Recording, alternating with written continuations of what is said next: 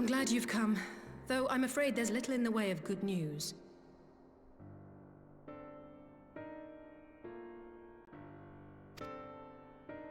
After you left, we reached out to both the Alchemists Guild and Stillglade Fane and attempted all manner of treatments. But the results were always the same. Whatever the answer is, it's not alchemy or conjuring. Why did it have to be Y'shtola and Urianger and not me? Out of all of us, they are the ones who could feasibly have solved this puzzle. And Alphino's still missing. Gods, it's all going wrong. Where do we even start? A grave situation indeed. Might I be of some assistance?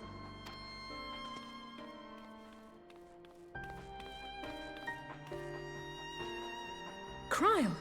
I thought you busy delving into the mysteries of Eureka.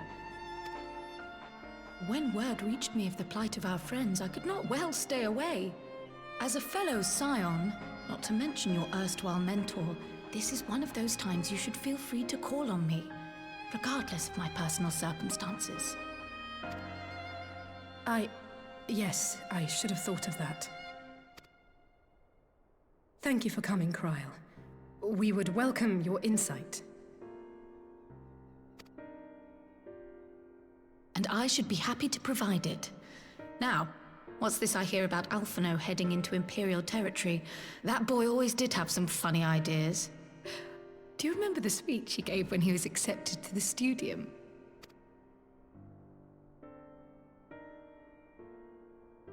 My life's goal is naught less than the salvation of this star.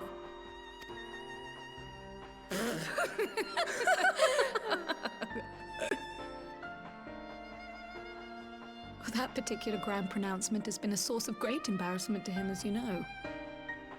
But the fact of the matter is, he meant every word and has lived his life accordingly. Yes, he remains altruistic to a fault, but I'm worried he was too fixated on his goals to see the dangers, as has happened before. You needn't be so concerned. Though his values remain the same, Alphino is not the blinkered boy he once was. Slowly but surely his eyes have been opened, thanks to a certain someone. A certain someone whom he'd be mortified to learn had heard about his little speech. Mum's the word, eh?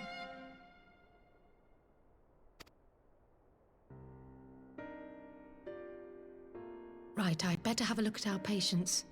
They're in the infirmary, I assume. I'll need absolute quiet, so it would be best if I did this alone. If you'll excuse me.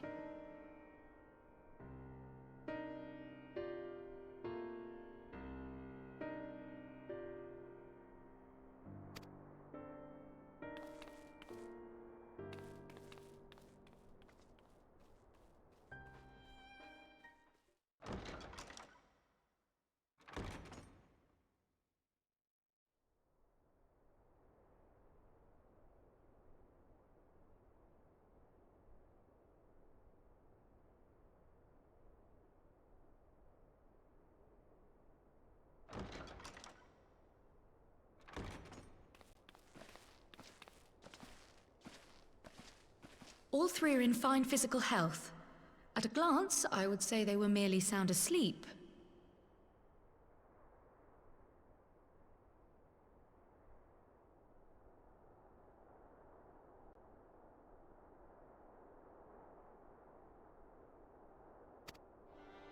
Except for the fact that I couldn't sense the slightest trace of them in their bodies.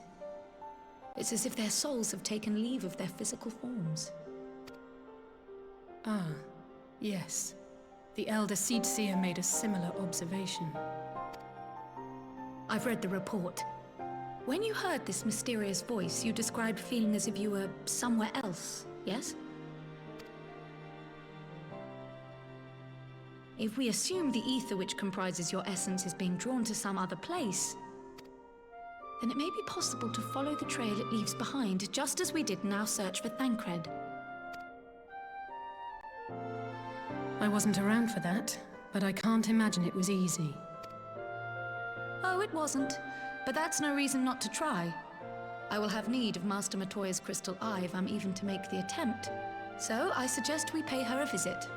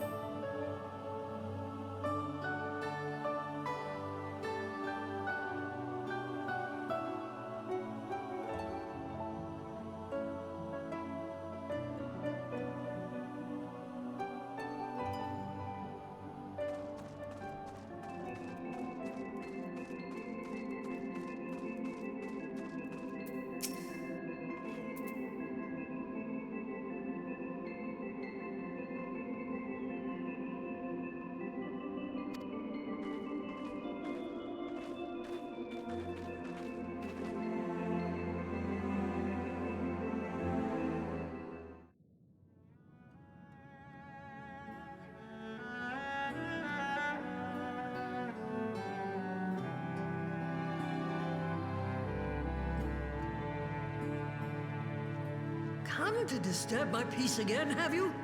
I hide myself away in a cave, and still you people insist on pestering me with your problems.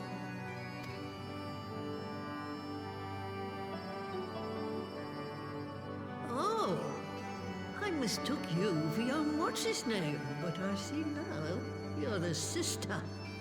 Weren't Aren't you supposed to be the lively one?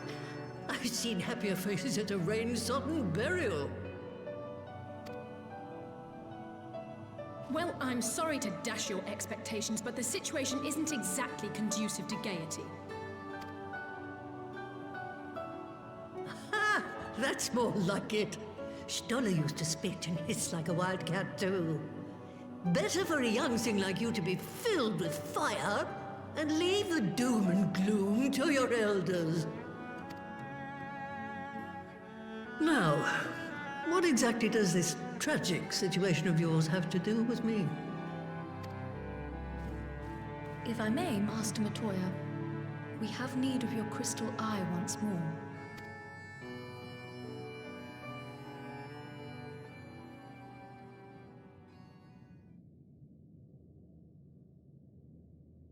And Stoller is one of the afflicted, is she? Very well. She may be an ungrateful stray, but she's my ungrateful stray, and I'll not see her buried before I am.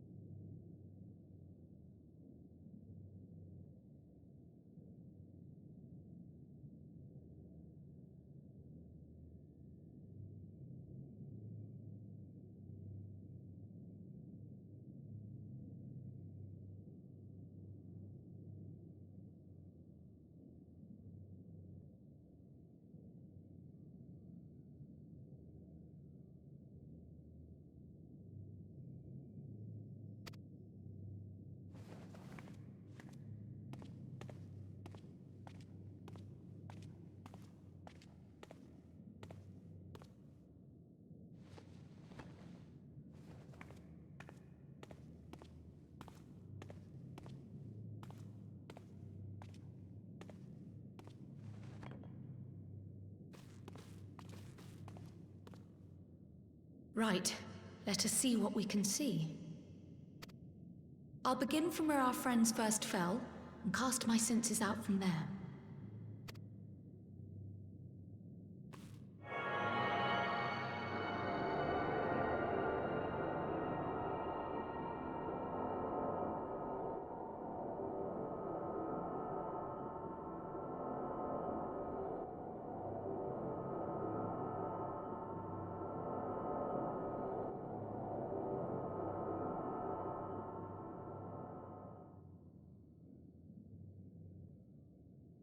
What is it? Did you find them?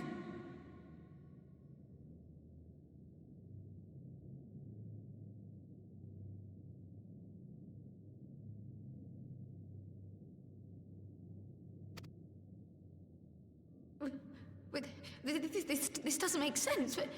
How is it even possible?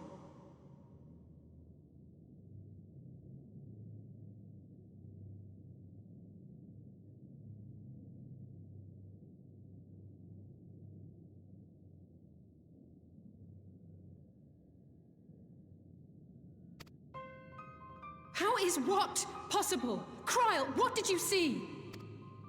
The threads, they just ended. And no, I didn't lose track of them. I followed them as far as they went. It's as if they were cut off. Could the ether have dissipated if it had? Oh gods! Their bodies are just husks. It's like the Broodmother's daughter all over again. No, this is different. The Kalyana girl was already dead, body and soul, when Lakshmi effected her resurrection. Aye, let's not jump to conclusions. If their physical forms yet breathe and show no signs of wasting, then it follows that their souls must still be intact somewhere. But where? That's the question, isn't it, girl? Death has not taken them to the ethereal sea, yet there are no tracks left for us to follow.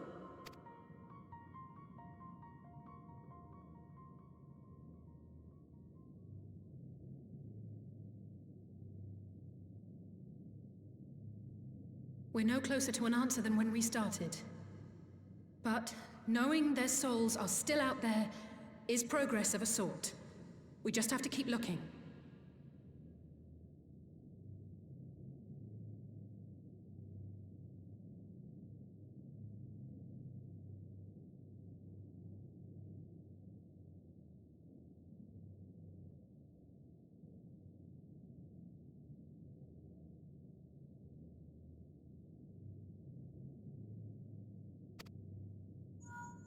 Pray, excuse me a moment.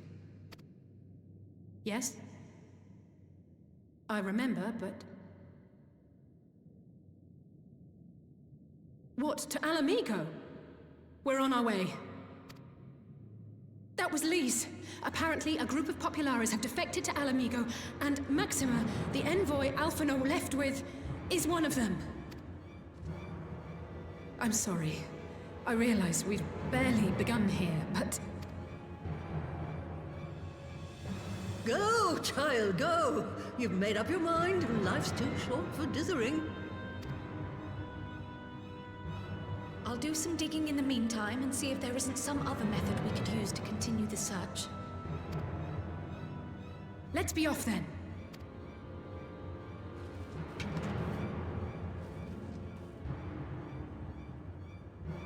Oh, not again. The enchantment barely seems to take these days. I chalk it up to old age, but I rather doubt it's that simple.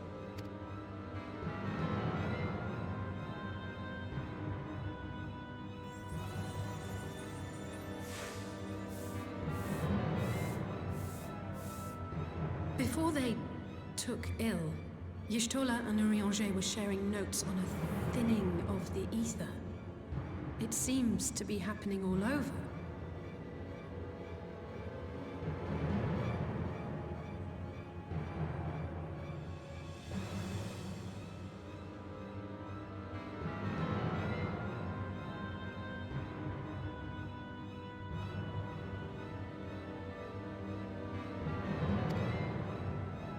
Does it now? And here I was, all set to blame my woes on that creaking mountain of refuse clogging up the Thaliac. I fear something has gone on. Still, there's naught to be gained from starting in shadows. You can only do what can be done, and that but one thing at a time.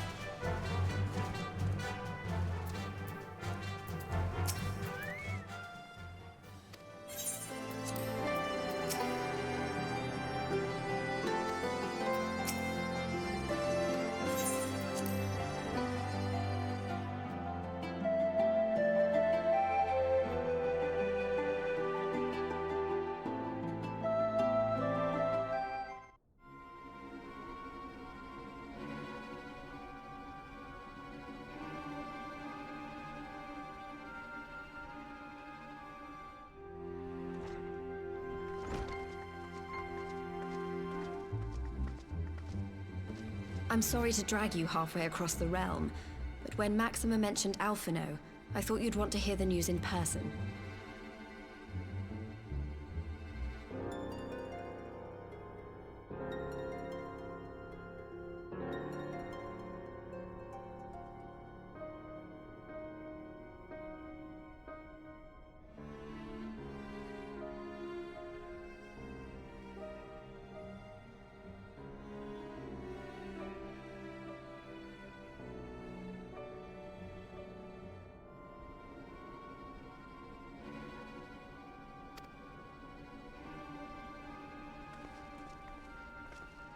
Ah, we meet again.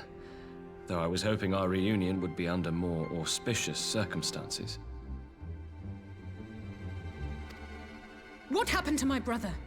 Where is Alphino? Never fear, my lady. Your brother was in fine health when I took my leave of him, and I have no reason to assume that has changed. You assume? If you will allow me, I shall endeavor to explain events.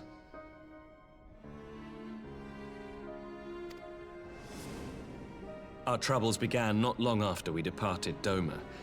While crossing the burn, we were fired upon by the Emperor's personal guard and forced to make an emergency landing.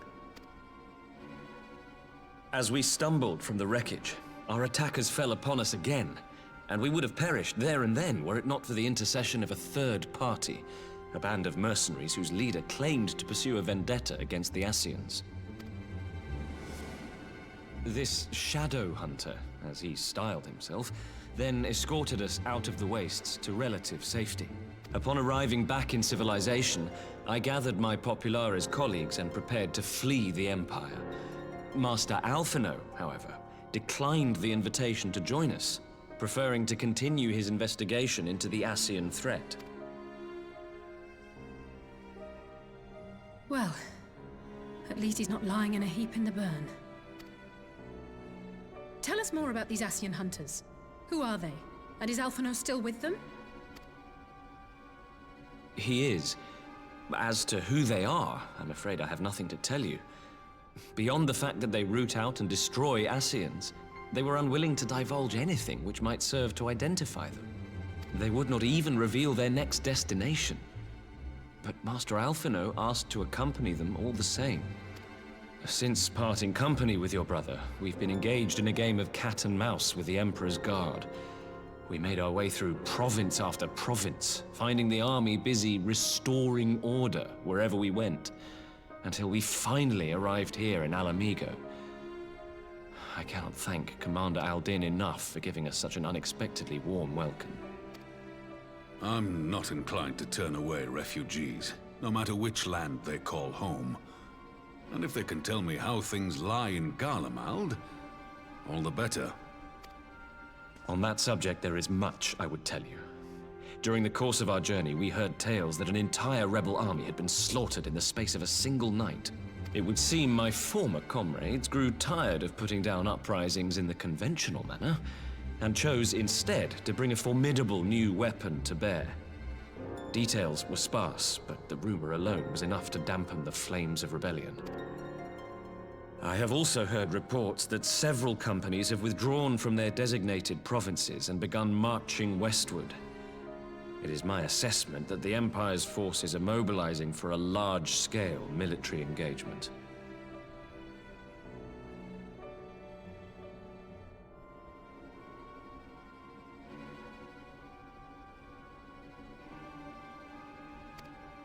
Westward?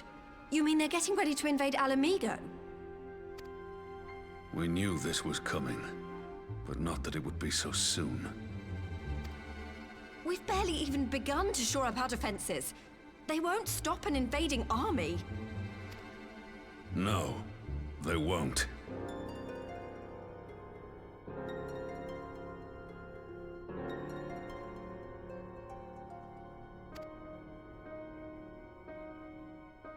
Dispatch messengers to the Alliance leadership requesting reinforcements, and send word to our officers in the field to hasten completion of those border fortifications. Prepare to meet the Imperials head on! No matter how quickly we act, we still want for time. When the enemy comes into view, our best recourse will be to open negotiations with their commander, and see that the ensuing proceedings take as long as possible. Would you and Alize head to Doma and let Lord Hien know about this? I'm sure he'll want to hear about Alphino too. Consider it done. We'll send word when...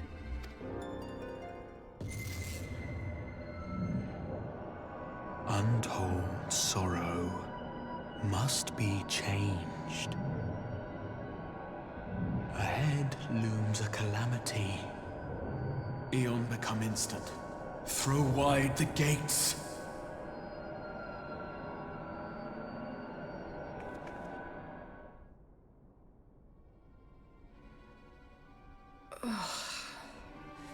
You heard it too. Well, at least we're both still standing.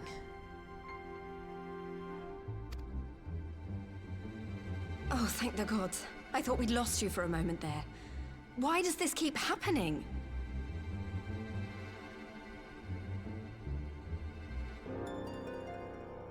I wish I knew. Nothing we've tried has brought us any closer to an answer. We'll keep working on it. But first, we need to go and see Lord Hien.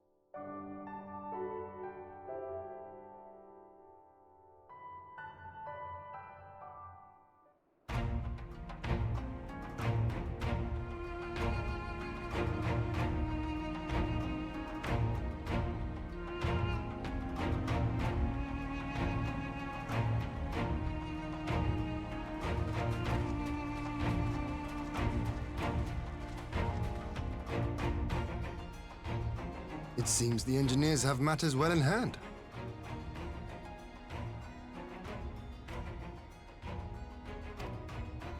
Should the barrier work as we intend, Doma will be free to reinforce her allies in Alamigo without fear of weakening her own borders. Honored friends, the time has come to put your hard work to the test. Start the generator.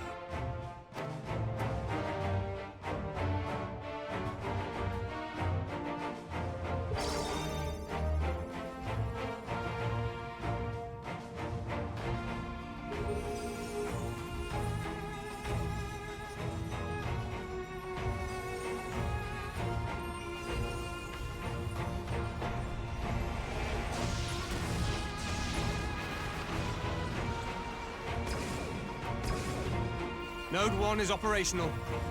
Nodes 2 to 8 are reporting similar energy levels. The barrier is forming.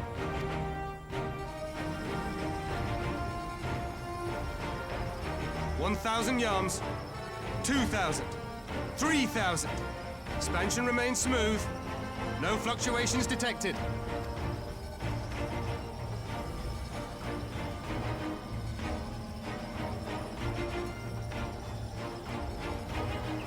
4,000! 5,000! Target altitude reached! The barrier is holding steady at 5,000 yards! We've done it!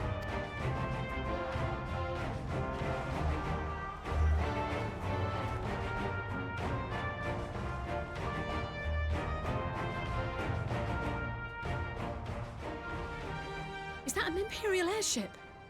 Of all the rotten timing. But this is a gift, Mistress Alize. They can test our new wool for us.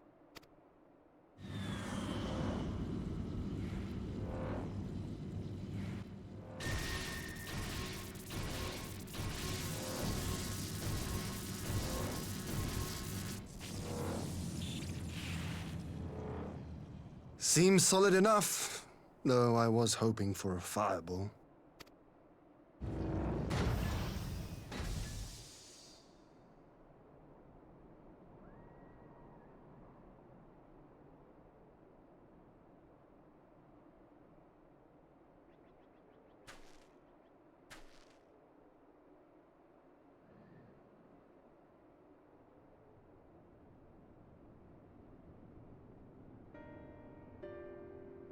By the gods, it's Alphino.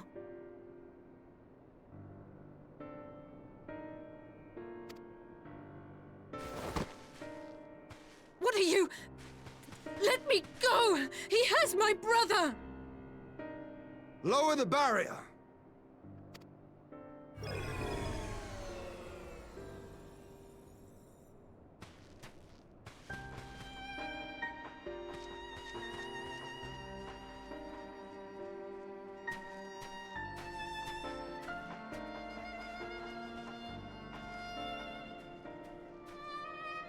Be at ease, girl. The lad is not dead, merely locked in slumber.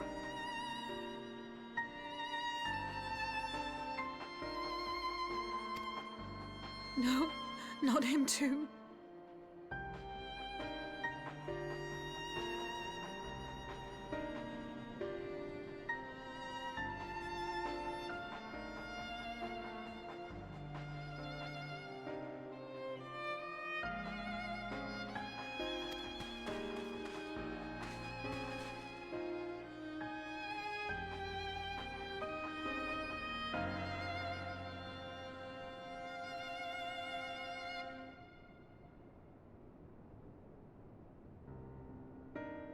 We could identify no cause and found no remedy.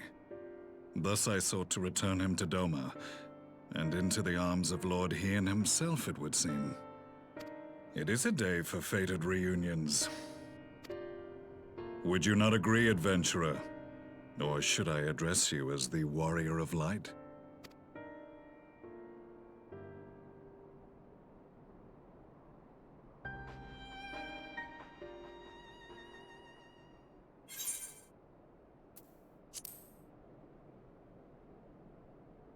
Aye. Gaius van Baelsar, the Black Wolf. That was the title I was given. One I have long since relinquished.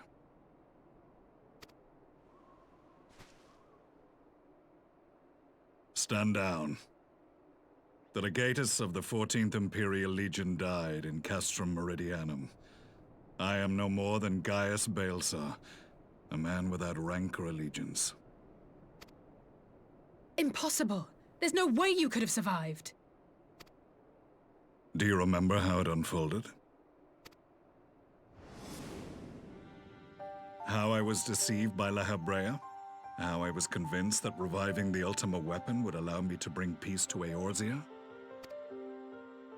The Ascian used me, as he used so many others, all to further the restoration of his wretched god. Yet even with the might of Alec at my command, you bested me. And as the Praetorium went up in flames, I was content to burn along with it. For a moment at least. A moment of folly. To surrender my life thus would have been to betray all who died for my cause. It was for them that I dragged myself free of the rubble, and swore vengeance on the Ascians.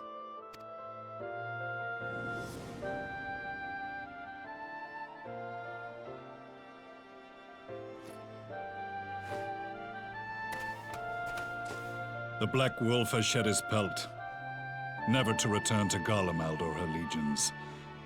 I live now only to exact revenge.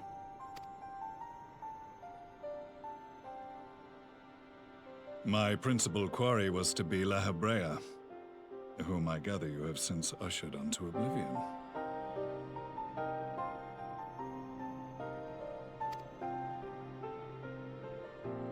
But so many more remain. Long as their kind lurked in the shadows, laboring to sow chaos throughout our world, I would see each and every one dragged into the light and put to the sword. Are the scions not of like mind? In this single respect, perhaps. Then I shall continue the partnership the boy began, and share what intelligence I have acquired. Among the Ascians, the Black-Masked Ilk are subordinate to those who wear red. This you already know. Yet among the Red there exists a hierarchy. Those set adrift with the shards clearly stand below those still joined to the source. Nabriales, who once dared to intrude upon the Rising Stones, belonged to the former group, and while he was indeed a dangerous foe, his powers were inconsequential next to the paragons of the source. The first was La Habrea, who plagues us no more. There is also the white-robed Elidibus, and the elusive Emmet Selk, about whom little is known. We have files on La Habrea and Elidibus, but I believe this Emmet Selk is new to us?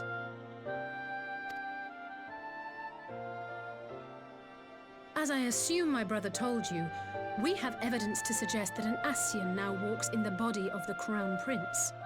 Have you identified this interloper? Elidibus seems the most likely culprit.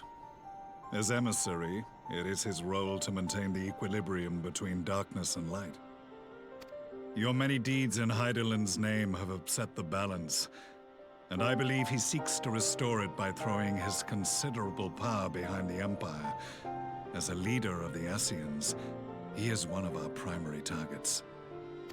It was on the trail of this very prey that the boy and I came across the scene of a failed uprising. In the absence of a single Garlean casualty, we inspected the bodies of the rebels, and the lack of any external injury drew my immediate attention. They had been slain by Black Rose, an alchemical invention of the Imperial Army.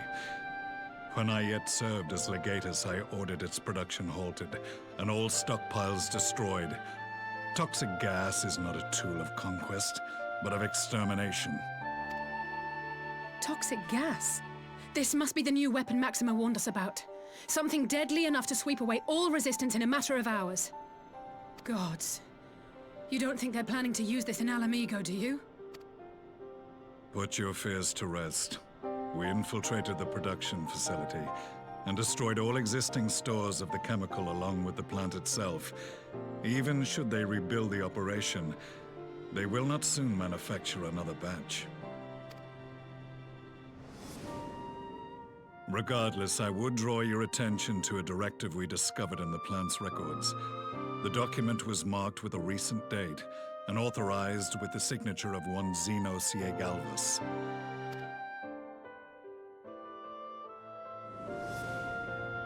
A dead man signing the death warrant for thousands. 'Tis bad comedy.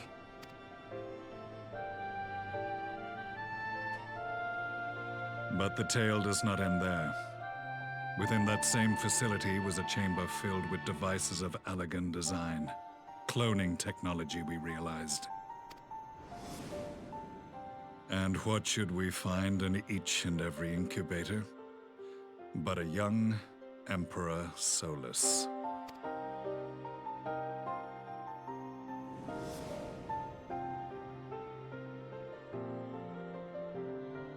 All of which prompts the question, were the Ascians responsible for these abominations, or was it the will of the Emperor?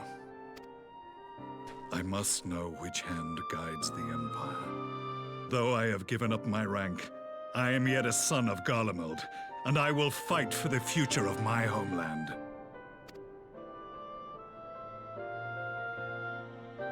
It is time I return to the hunting of shadows. We should focus on our common foe. To reopen old quarrels now would serve no purpose. You saved my brother's life, so I'm willing to let sleeping dogs lie. But in truth, it's not my decision to make.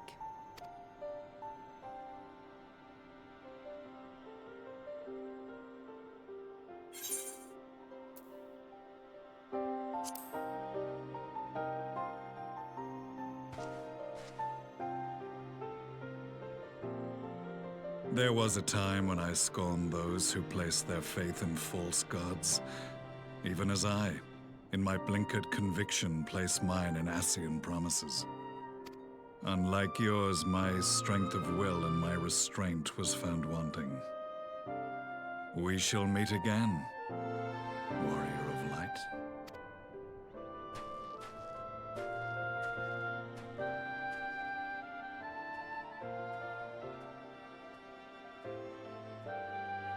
So that was the infamous Black Wolf. An unexpected ally, to say the least.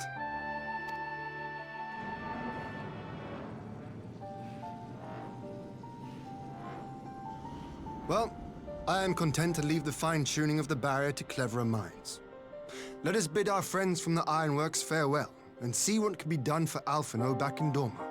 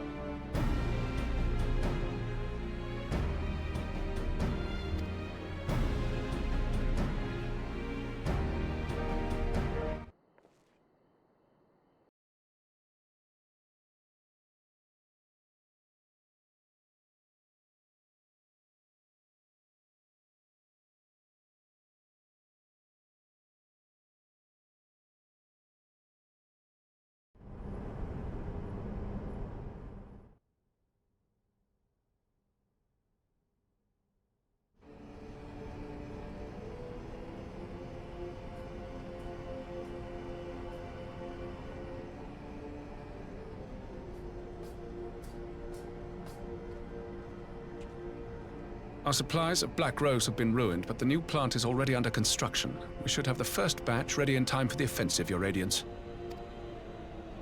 See that you do.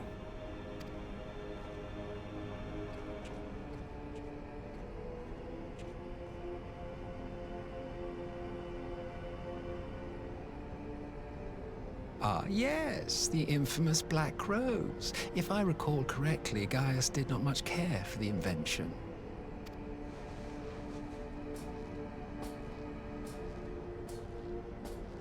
A ruthless and indiscriminate weapon indeed, this airborne poison.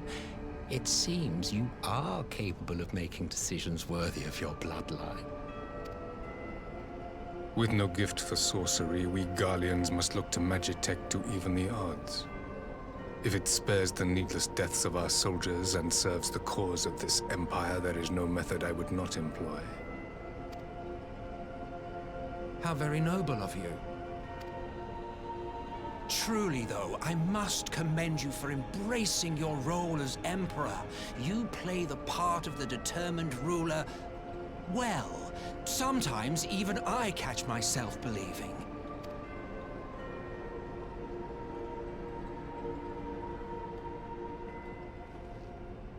A silent agent of death. Now that I think on it, Black Rose may well possess the perfect aspect. Slowly but surely, the deluge of light has worked upon the ether here in the source, and the gas should be most susceptible to its influence. Well, I shall leave you to your own devices. Go forth and bloody the land with your grand and glorious war.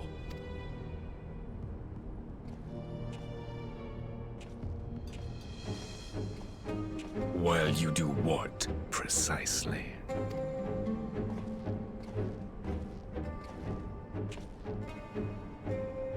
Need you ask? I will be doing what all Ascians do. I am well aware that your kind exists only to usher in the next calamity. But you seem oblivious to the harm your singular agenda causes to the Empire.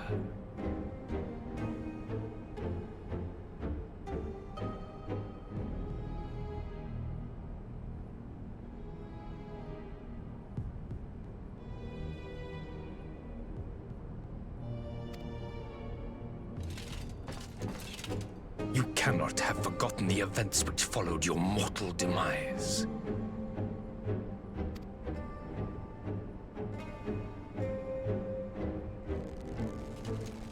Our homeland was plunged into civil war for your failure to name a successor. The edifice you so carefully constructed was but a hair's breadth from collapse.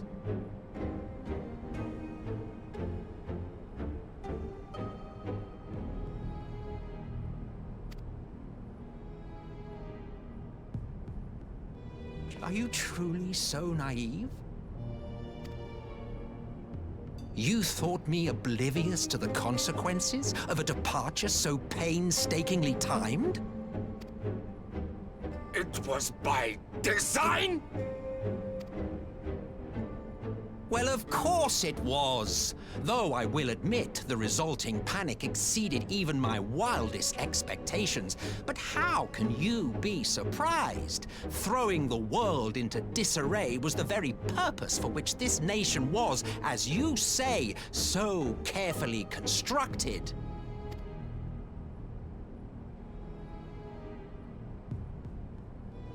Now, if you have no further questions, I must be on my way. Since we may not meet again in this lifetime, it would be remiss of me not to offer a word or two of gratitude. I really must thank you for this surplus of vessels. I can mold any host into my own image, but having bodies tailor-made for me in this fashion is so much less tiresome. You dabbled in Allagan cloning techniques, yes? It certainly is a compelling, not to mention entertaining, field of research. And of all the options available, you chose the Founding Father on whom to experiment. You have a twisted streak to you, Varus. Like grandsire, like grandson, hey? If events play out as planned, this will become something of a family enterprise. You will be the capstone of this world, I the anchor and shard, and together we will give the lie to this star's fraudulent existence.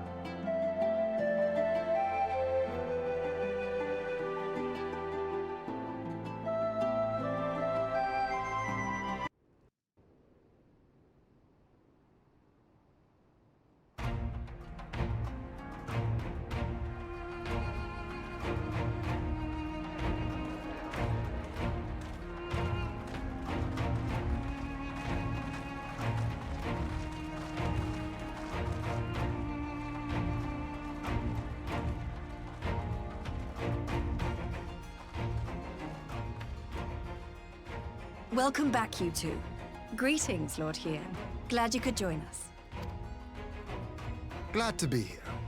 I would have come sooner, were our own defense is not in question, but I am pleased to report that our soldiers are assembling for deployment to Alamigo as we speak.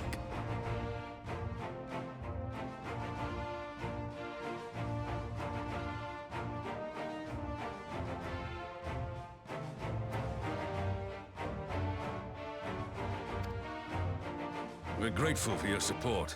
Thanks to the efforts of our allies, it won't be long before we've established defensive positions on this front as well.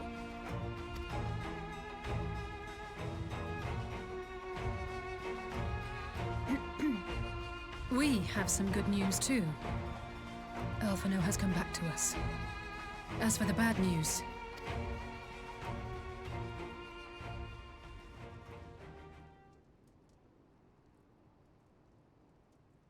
So, Alphino won't wake up, Gaius van Baelsar is alive and hunting Ascians, and the Empire is planning to poison us all with toxic gas.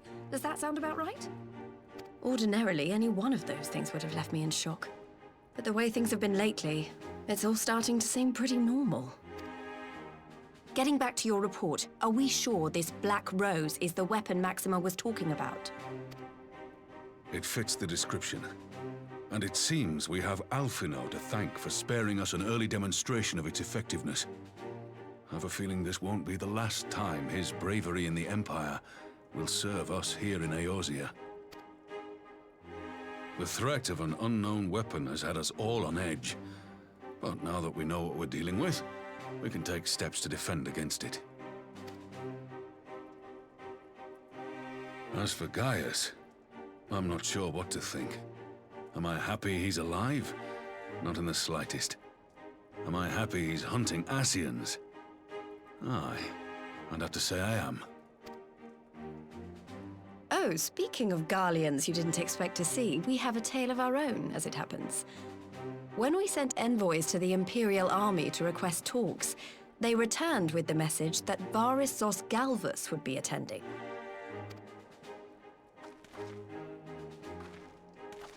The Emperor himself. Well, Varys did sanction the Popularis peace mission. But knowing that an Ascian walks in his son's skin, I do not see how we can trust him or anyone from that nest of vipers. The Alliance would proceed with negotiations regardless, if only to give ourselves more time to prepare. We do, however, require your cooperation. Right. Yes. So, as a condition for the talks to go forward, the Empire has requested that a member of the Scions be present.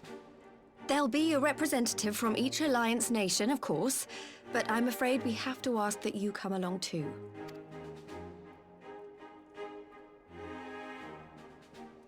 Gods, Lise, you know how much I hate politics. But then, what choice do I have? Alphino and the others aren't going to do it. Very well. I shall attend as the Scions' representative.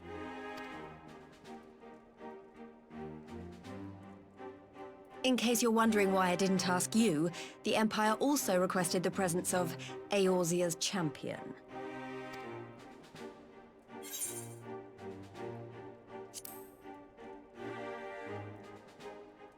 That's settled then. We don't know what Varys means to bring to the table, or why he wants you there, but having you close at hand will make all the difference.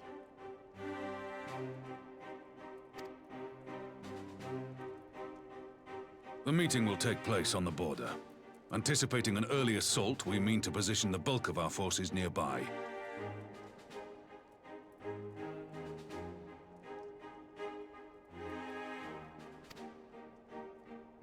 The Alliance leaders should already be on their way. Once you're ready, we can head out and join them.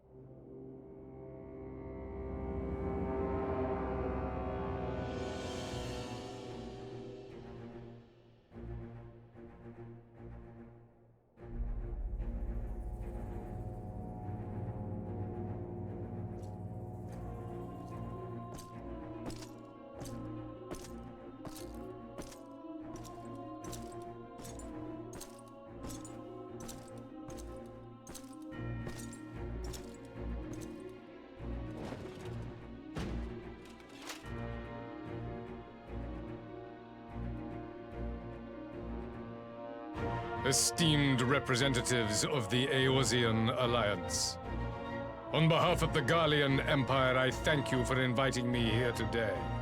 As this parley was convened at your request, I invite you to speak first. Very well, Your Radiance. I, Nanimo Ulnamo, 17th in the line of Ul, should be pleased to oblige you.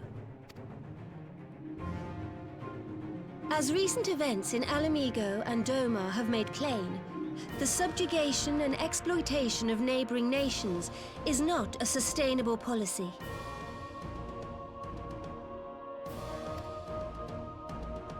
Should this day end in war, you may very well defeat us.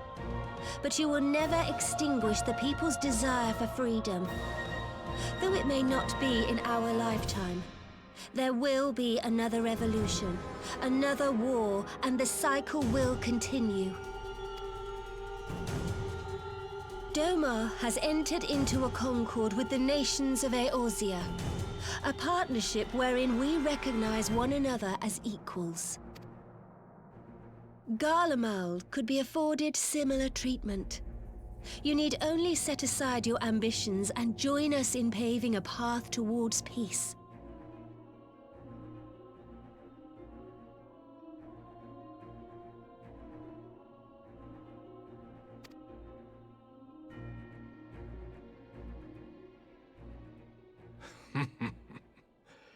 You will not win me over with sophistry, Your Grace. As you know only too well, this alliance lacks the strength to keep the peace within its own borders. Even now, your struggles with the Beastmen continue unabated. Divided, you sow this fertile soil with the seeds of your differences and reap naught but discord and chaos for your trouble. Eorzea must be united under one leader, one purpose. I would offer you both and bring an end to your strife. With all due respect, Your Radiance, the only thing that you offered the people of Alamigo was fear and hopelessness.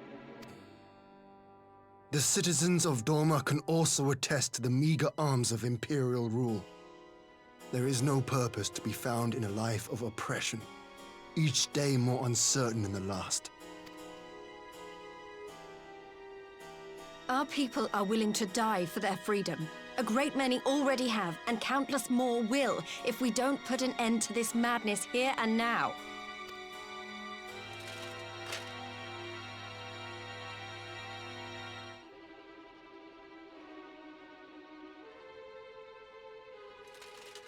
We brought order and stability to your lives. This madness and bloodshed is of your own making. You broke the peace, not Garlemald. Peace. Order. You kill our peoples, despoil our lands, take everything that is ours. And what? You expect us to lick the boot that grinds our faces into the dirt?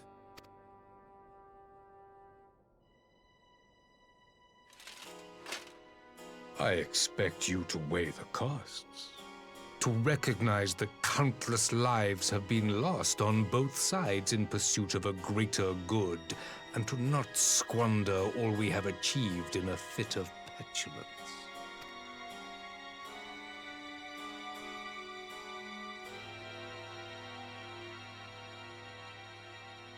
Your Radiance. I fear I can personally attest to the dangers of pursuing one's vision with such righteous fervor. For 1,000 years, the Holy See of Ishgard waged war with dragons.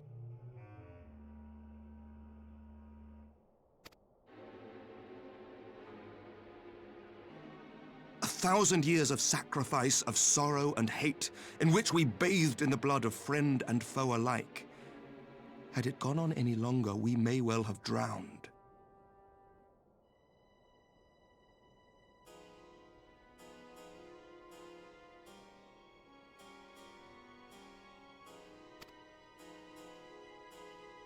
Yet we have chosen to raise ourselves out of this bloody spiral, and have since made peace with our former enemy.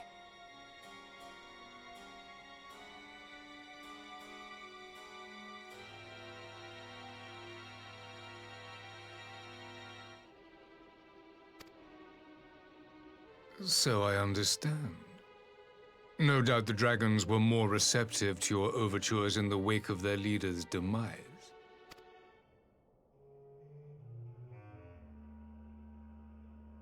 You speak of peace, yet use war to achieve it. Your father would not have bothered to obscure his intent with honeyed words. He understood that strength is all that matters in the end.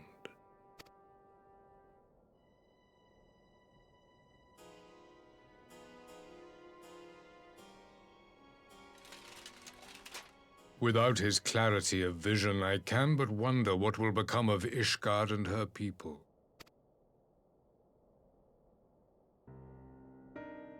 There was a time when Garlemald too lacked a leader of conviction. Weak and unable to wield magic, we were at the mercy of the strong from whom we sought refuge in the bitter cold of the north.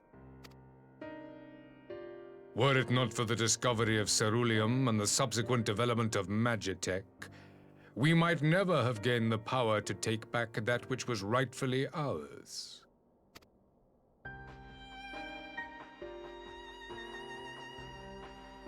You speak as if your people were the first to have been driven from their homes. Limsa Lominsa was built by wayward souls in search of a place to call their own. On the shores of Vilbrand we found it, and from those humble beginnings did we grow and flourish. And all without robbing our neighbors of their liberty.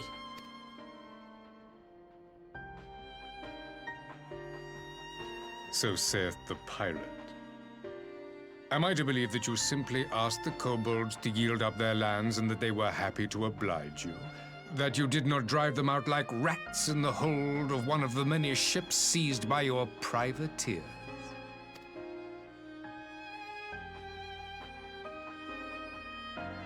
I will concede that after centuries of exile, reclamation may be mistaken for invasion. Nevertheless, it is not. And those who till stolen soil have no right to object when cast out in turn.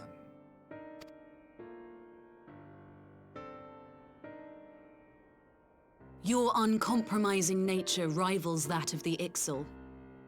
They too lament circumstances which they themselves perpetuate.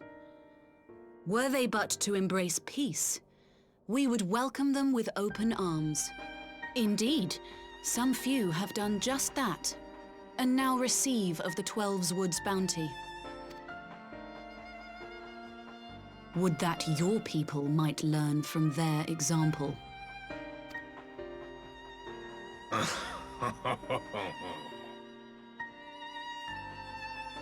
You dare compare us to the Birdmen? You who thought to invoke the 12 and threaten all of creation?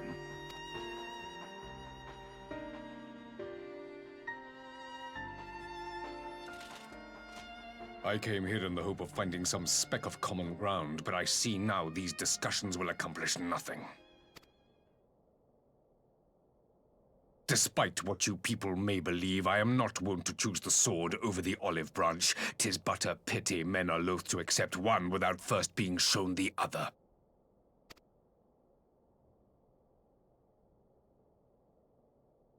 Wait, I beg you. This meeting was supposed to be a chance to find a way forward together, not to bemoan the missteps which brought us here. Please. If you truly consider violence a last resort, there must be a way we can come to an agreement.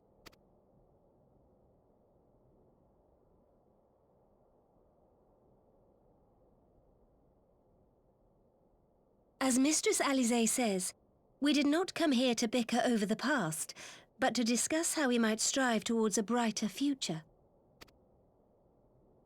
Emperor Varys, may I suggest a short recess, that all present might compose themselves prior to beginning anew?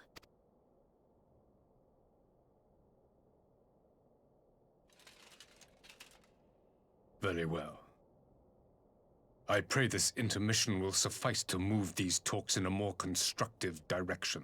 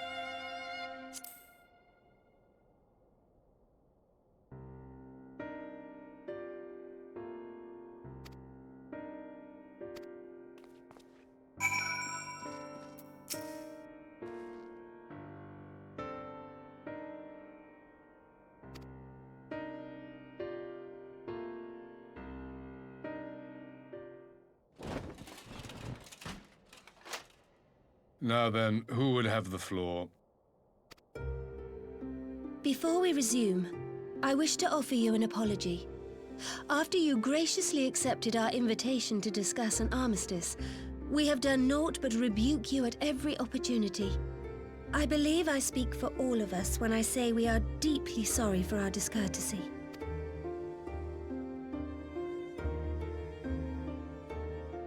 I'll admit your familiarity with our affair surprised me, and served to remind me how little I know of yours. I think all here can understand the desire to reclaim one's homeland. But why expand further? That is my question. If I may, the answer can be found in the Imperial doctrine they took great pains to impart to my people. Recognizing the threat icons posed to the world, Solus Zos Galvus decreed that they were to be eradicated. To this end, he began a campaign to unite all lands under the Garlean banner. Or so we were taught. Yet the Emperor only reached the burn, the Baron said to have been laid waste by icons, after conquering all the lands that lay between. What is more, I am quite certain the practice of summoning was not nearly so widespread in the days before the Empire's founding. When you put it like that, it all starts to sound like an excuse, doesn't it? But to distract from what? Why are you really waging this war?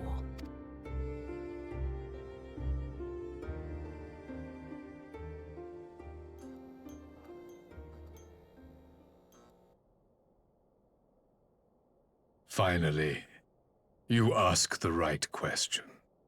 I can but hope you heed mine answer and at last accept the righteousness of our cause. My goal is this: to return the world to the way it once was, the way it was always meant to be. In doing so, mankind will be made whole once more.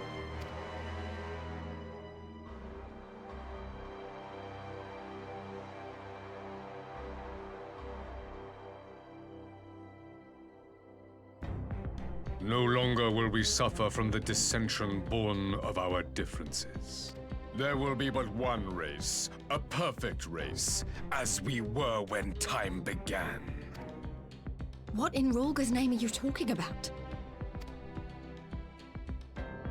I am talking about the origins of this star, of the source and its 13 reflections. At the instant of the Great Sundering, 'twas not only the world that was shattered, but mankind itself. Thus were we divided into myriad races, each with its own unique imperfections. That is why man looks upon his neighbor and feels fear and hatred, why he wages war, why he kills his brother. You all in your own way have proven as much today. The peace you seek is but a fleeting solution to a fundamental problem. One which calls for more drastic measures. To bring about everlasting peace, our worlds must be rejoined. That is the goal the Empire would see realized. The glorious future unto which we shall one day shepherd mankind. A rejoining of worlds. I have heard this tale of the Source and its reflections before. Are these not the selfsame desires as the Ascians? Emperor Varys, do not trust in their words. They will lead you to your doom. My father thought to use them, but in the end he succumbed to their temptations. He embraced summoning like so many other pawns before him. Do not tell us you mean to do the same.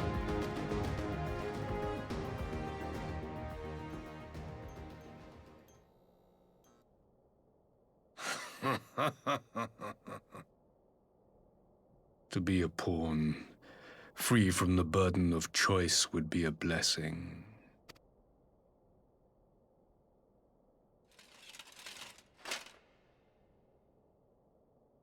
But I forswore that privilege the day I learned that the Garlean Empire was built by the hand of an Ascian. What?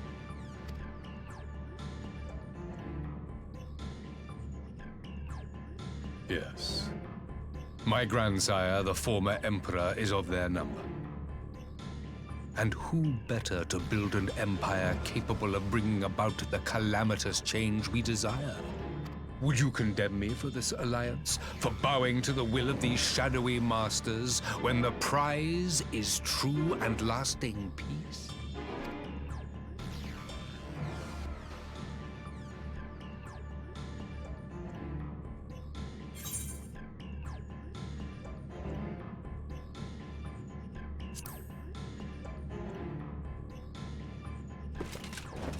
I come not to conquer, but to liberate. To free man from the prison of divergence. Imagine a world united. One perfect race beneath a single standard. An army before whose might these servants of darkness and light would fly as leaves in a storm, never again to meddle in man's affairs. We would be the masters of our own fate. I bid you join me, not as subjects of Garlemald, but of a new nation. And together we shall win freedom for ourselves and generations yet unborn. You want to trigger another half-dozen calamities? You can't be serious!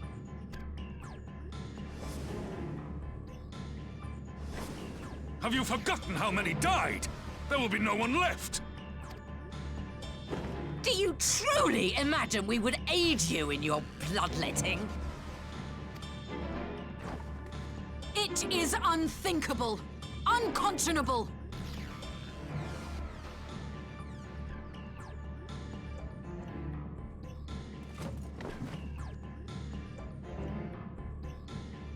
And what is the alternative? To be as cattle waiting for slaughter? I would have us work together, that we might take fate into our own hands! Into your hands, perhaps.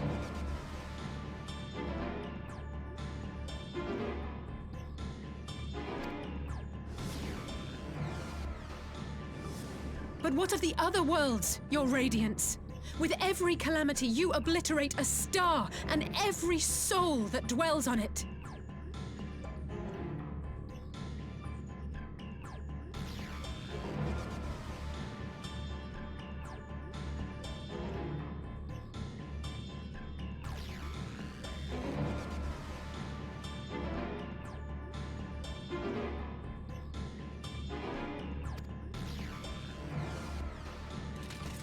To the Ascians, we are all but tiny, momentary specks within an indifferent universe. We cannot hope to oppose them until we have been made whole once more.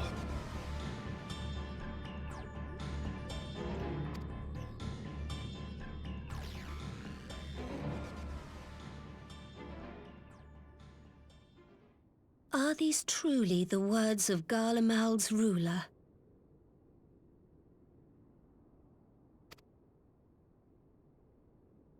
The flaws and foibles which you so abhor are what make us who we are.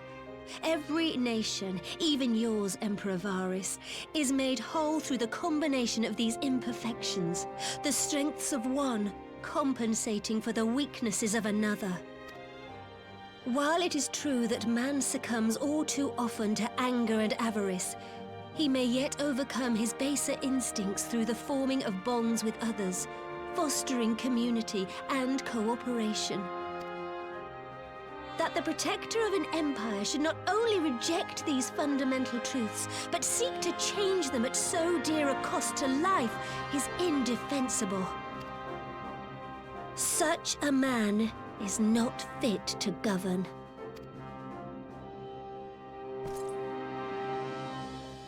And you, warrior of light, would you refuse me as well?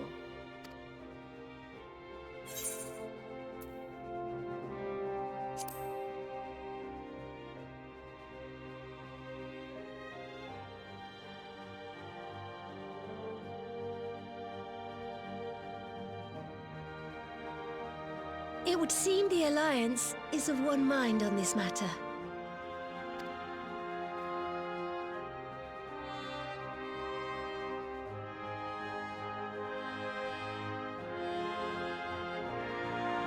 You Eorzeans never cease to disappoint me.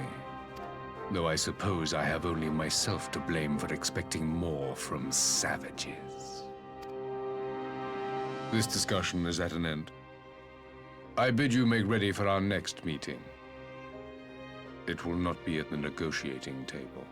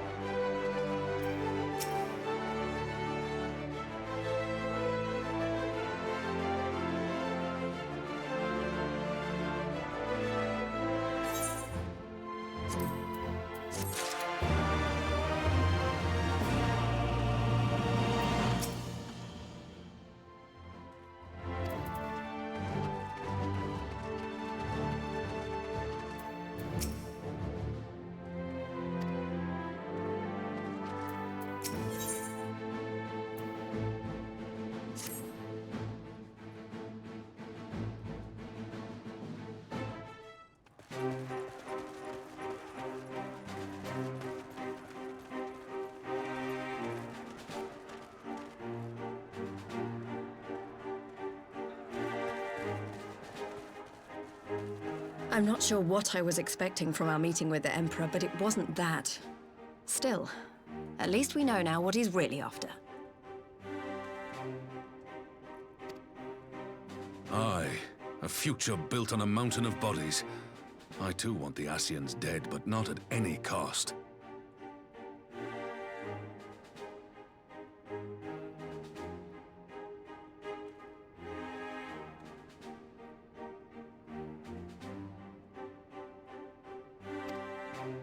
The last of the reinforcements from Doma arrived not long ago.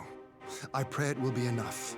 Given the Emperor's stated goal, this is a battle we can ill afford to lose.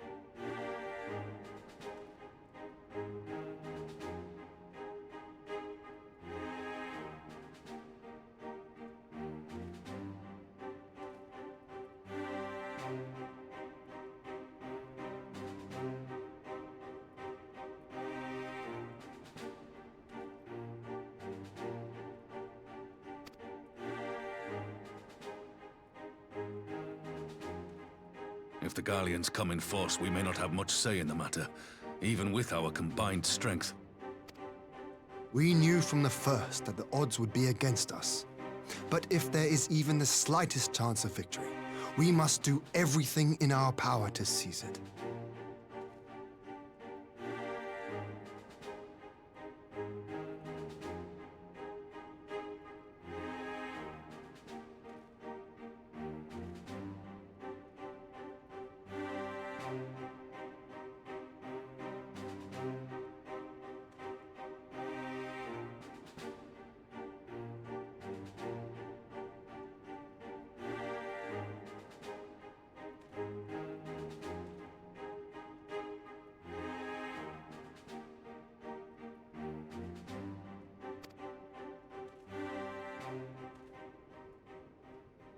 We must seize it, full stop.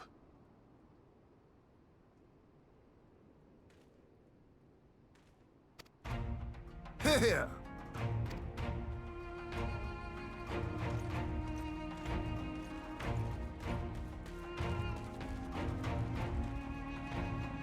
The two of you are to join an irregular unit and support the main host. I won't bother asking if you're minded to fight.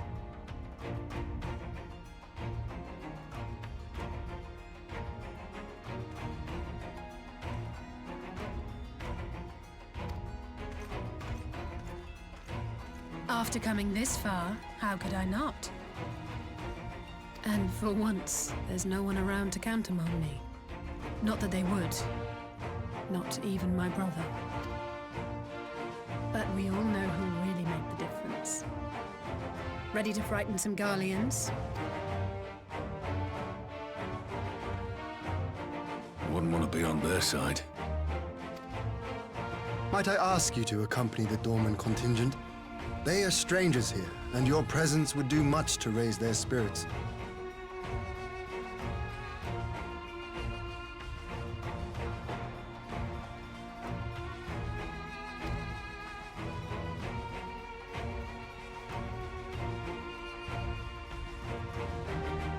We would be honored.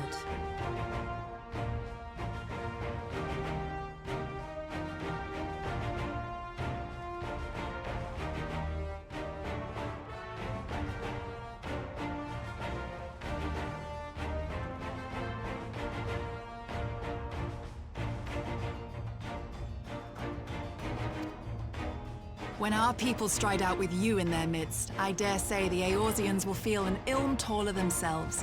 High spirits have a way of spreading.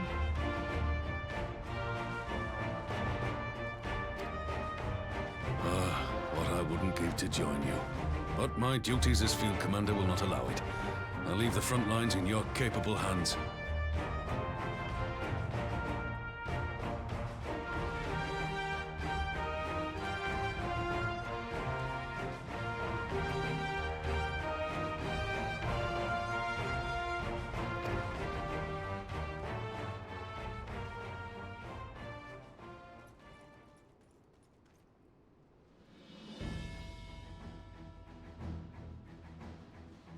Comrades, ready your arms. The hour of battle has come. May the crystal guide us to victory!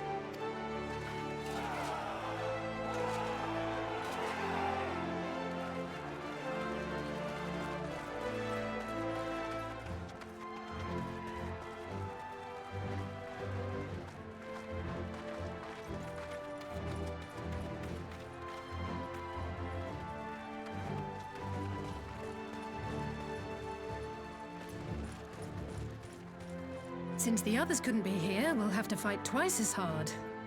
If Alphinaud wakes to find the Imperials have won, I shall never hear the end of it. It's strange. I thought I would be terrified when the fighting started. I should be terrified. But with you at our side, I can't help feeling everything is going to be all right.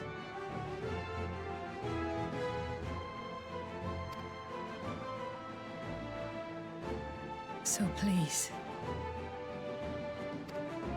don't you dare leave me alone.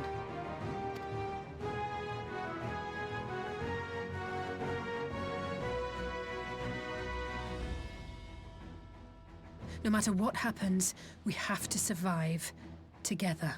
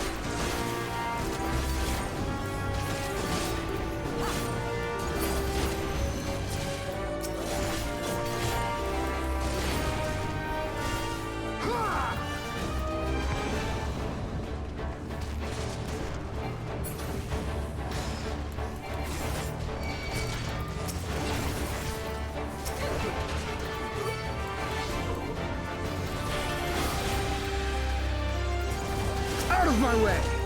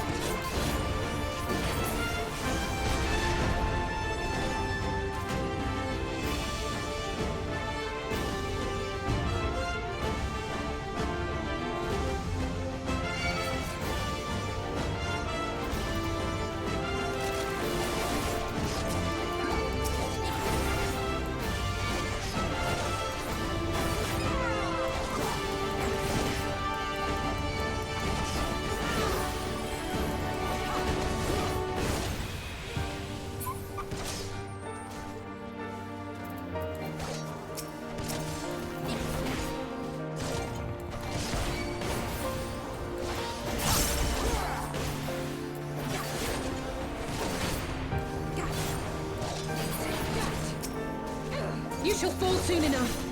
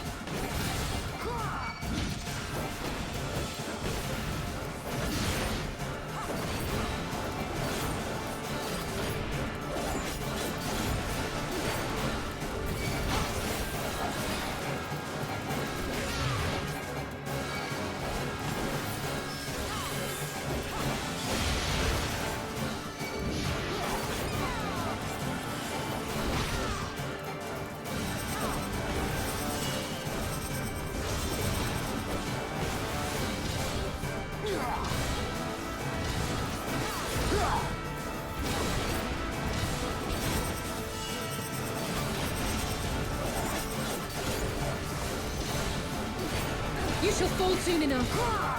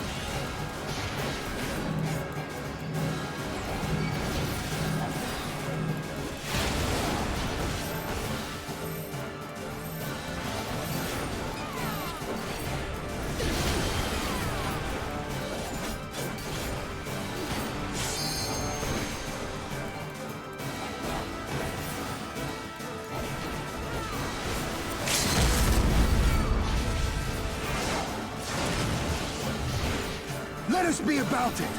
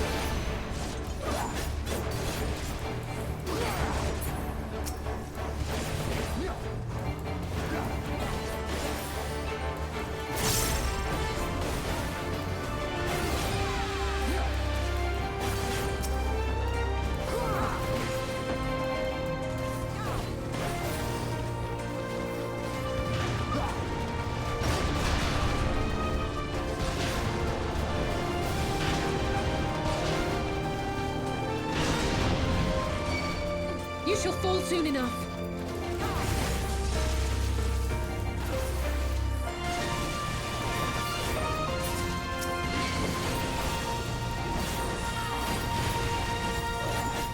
Forward! Forward!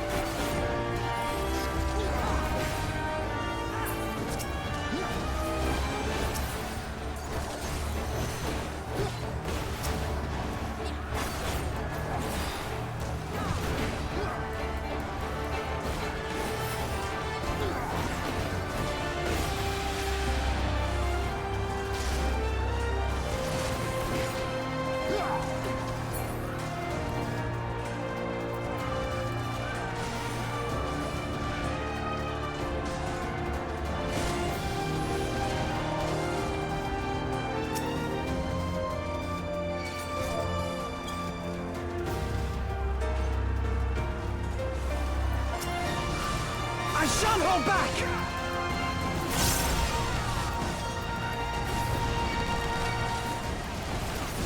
Enough!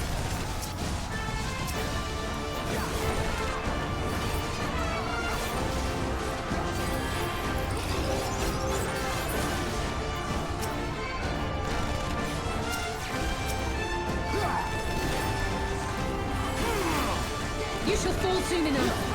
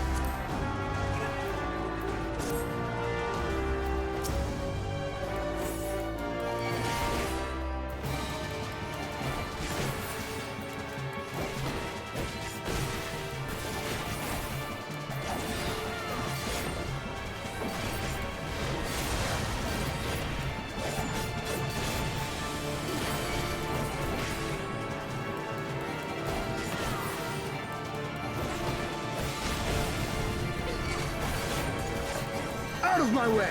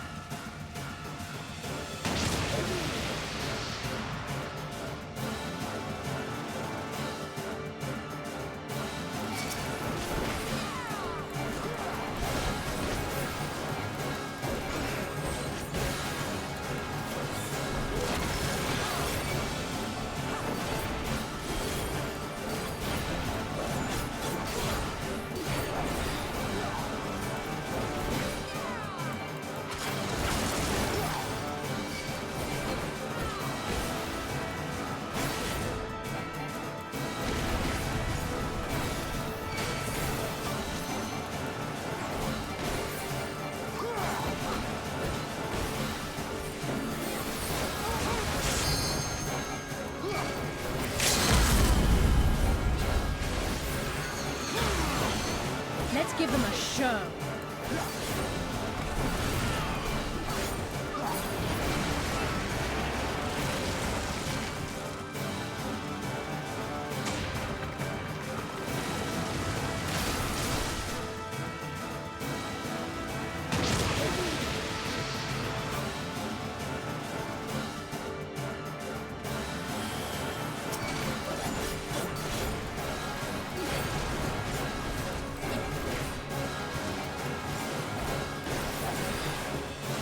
Enough!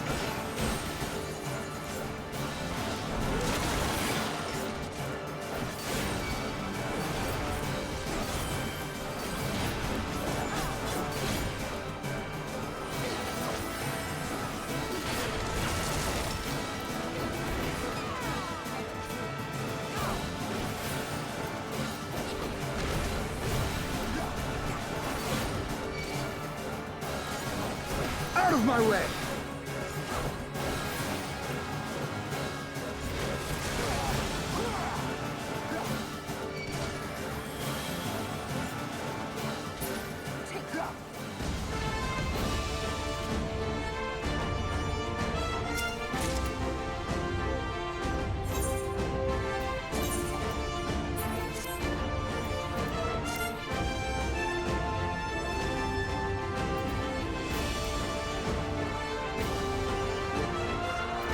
You underestimate me!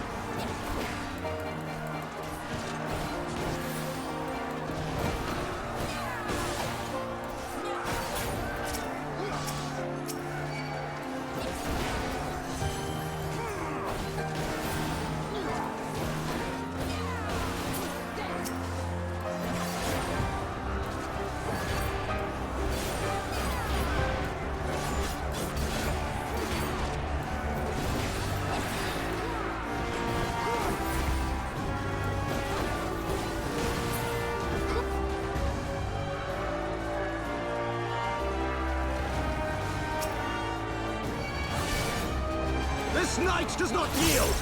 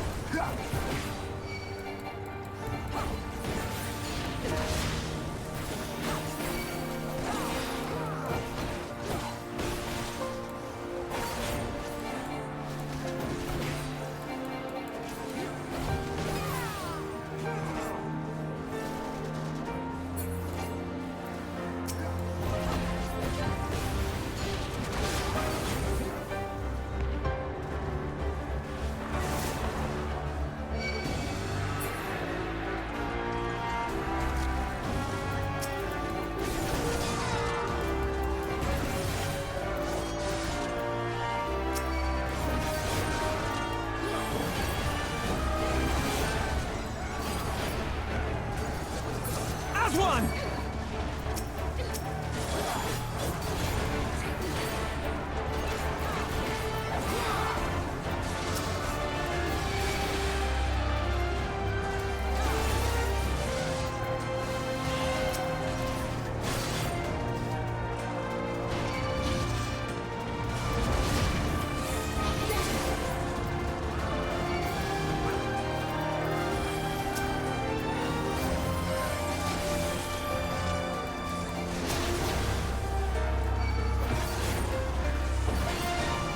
Forward! Forward!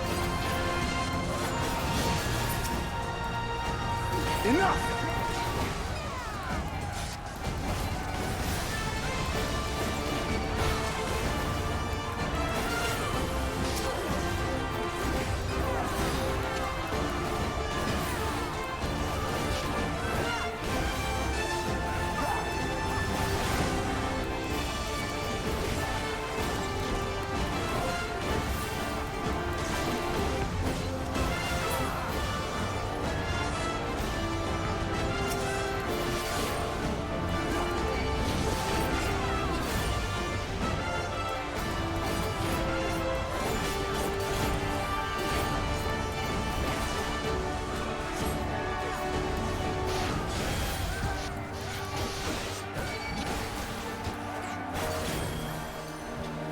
You shall fall soon enough.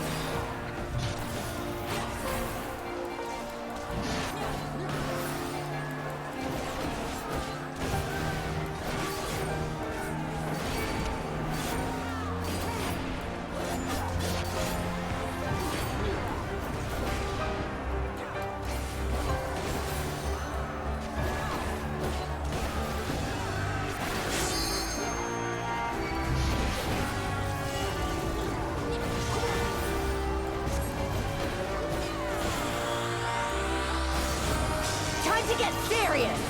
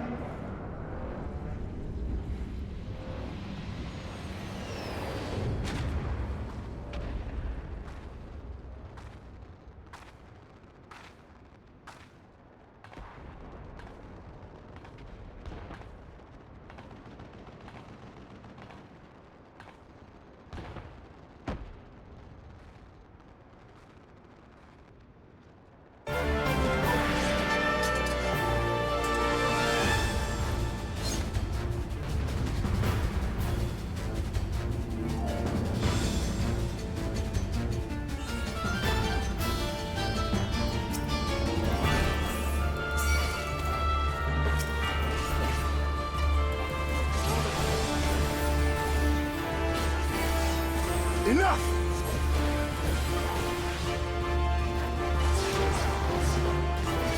Enough!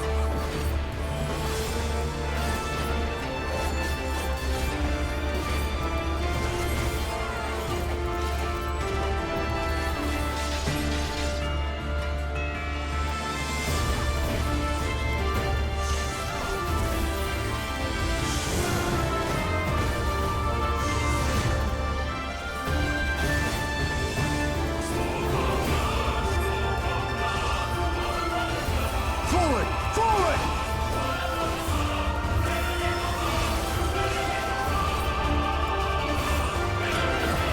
It's all over now!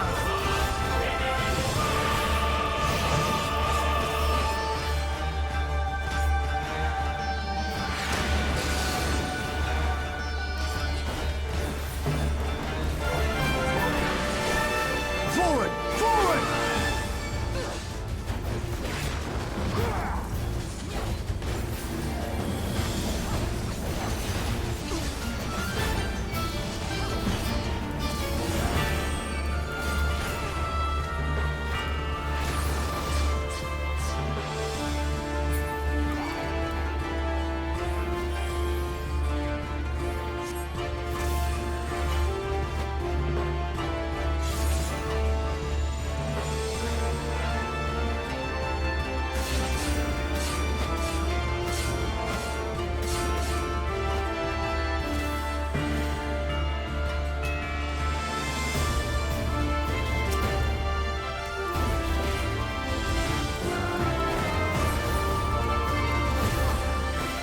You shall fall soon enough.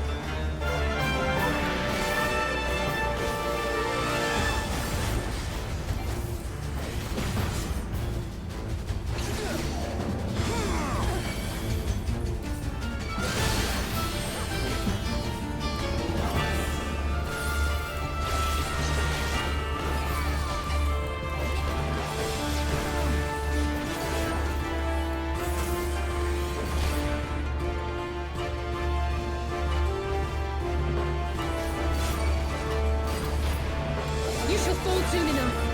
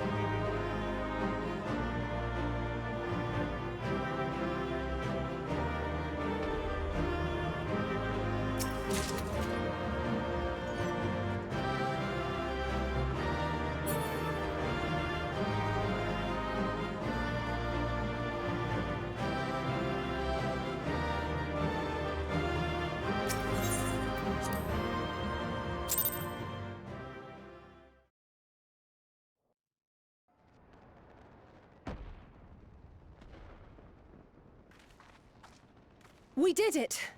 I dare say they'll be reeling from this. You were truly inspiring in battle, my friend. I'm determined not to be outdone, but there seems to be no one left to fight. A tactical withdrawal, perhaps? We should give chase. Finish them off while we have the chance. Imagine the other surprise when they wake to find the war already won.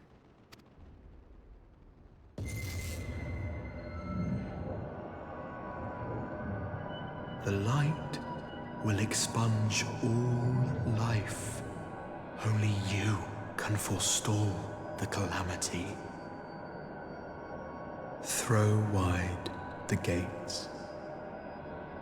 No! No! No! Not... like...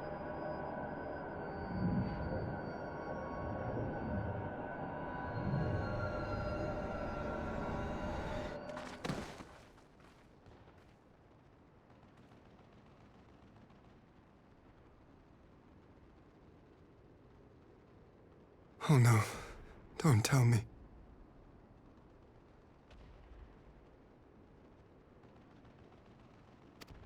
Are you all right?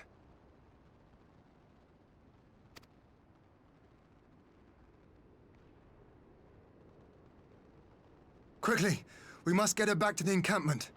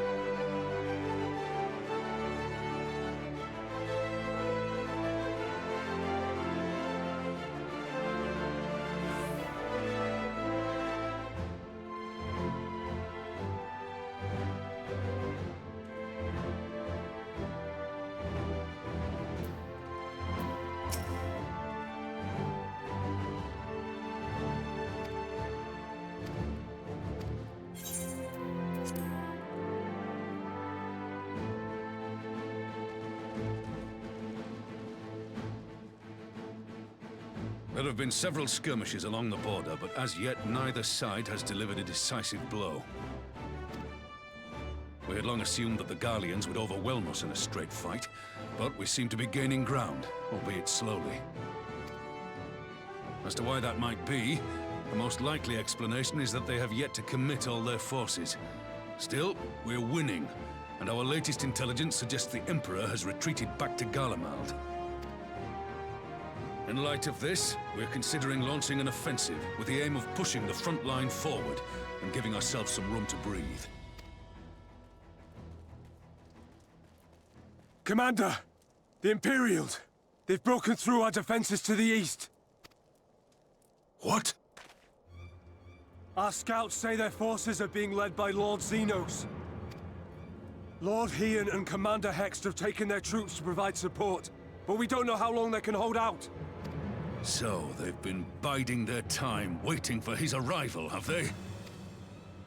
Very well. Send word to our allies, requesting reinforcements for the front line.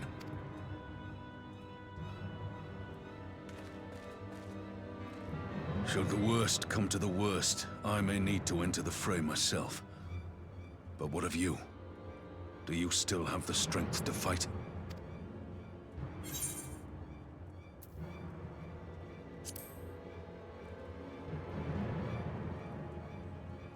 He may not die as such, but to see Lord Xenos fall on the battlefield would deal a heavy blow to Imperial morale. I'll see to it the men stay clear.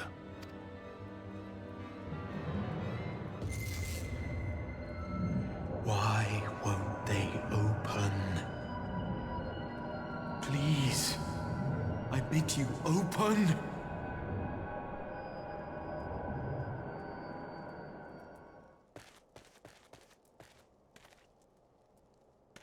What's wrong? Is it the voice again? Are you sure you're in a fit state to do this?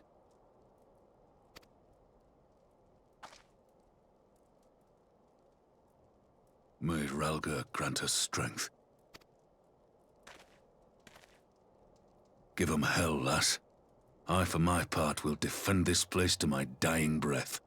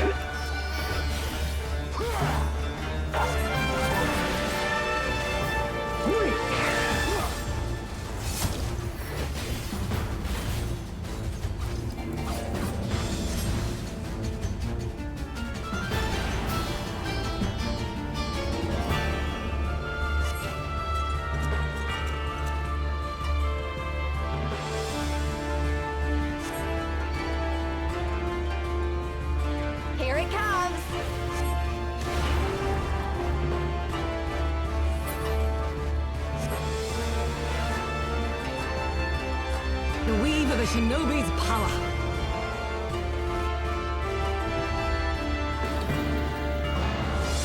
The art of my forebears.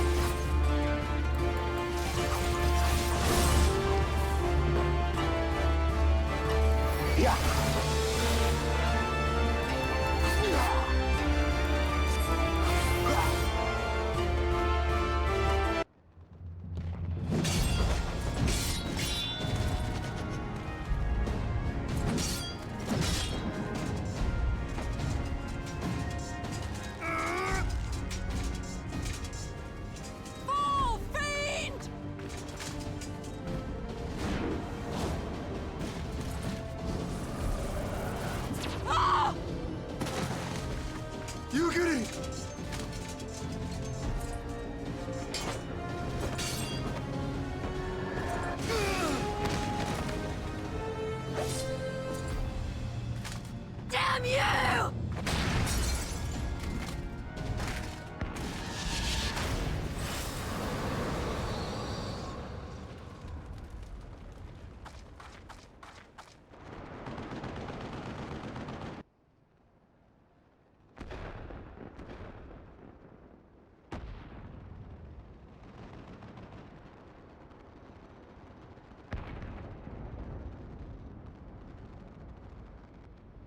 Magic?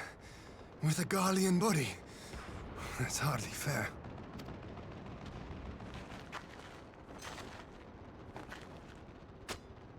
Still, he must be stopped, no matter the cost.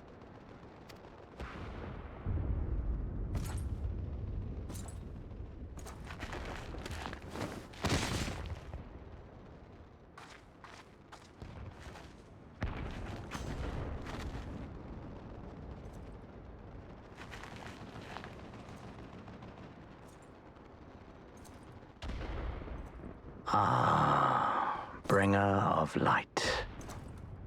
It has been too long.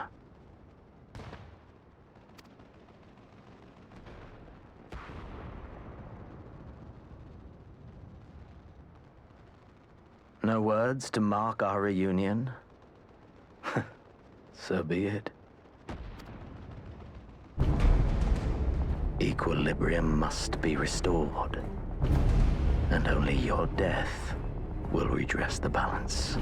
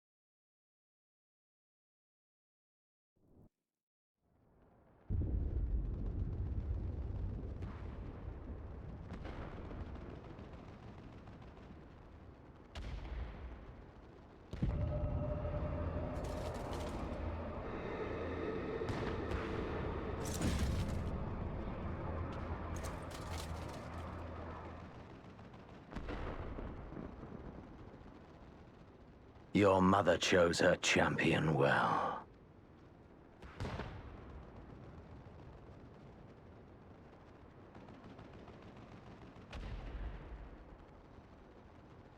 Yet, for all your strength, you will still fail.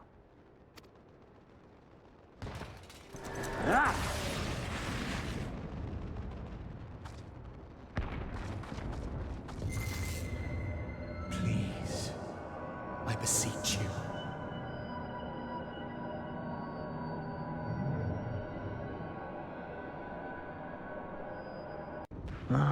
Someone calls to you. Too late, alas.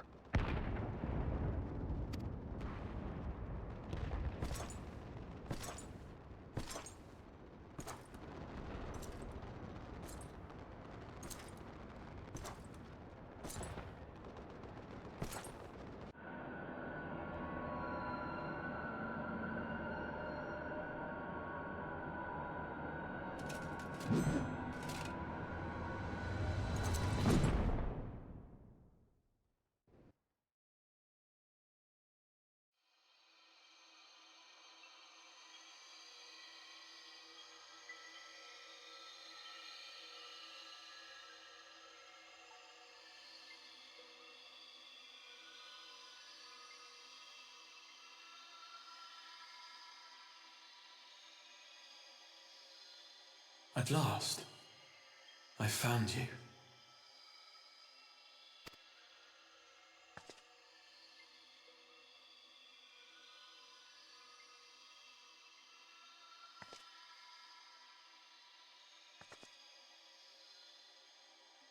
Please, there's no cause for alarm.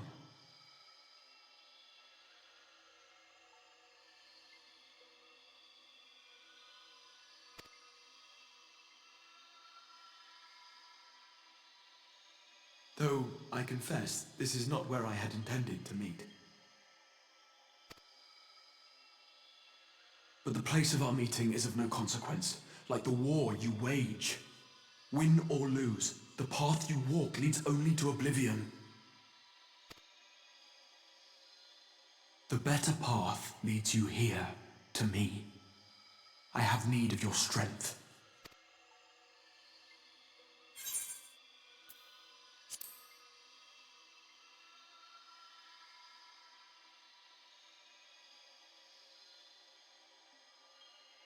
I'm afraid such questions will have to wait. We have precious little time, and your work is not yet done.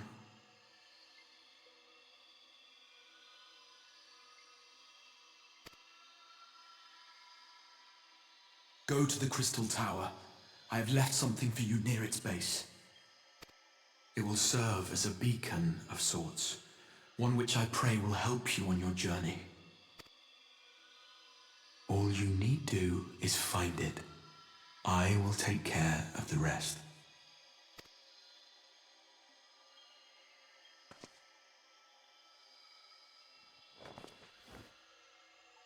Soon, we will throw wide the gates. And the path to the first will be yours to walk at last.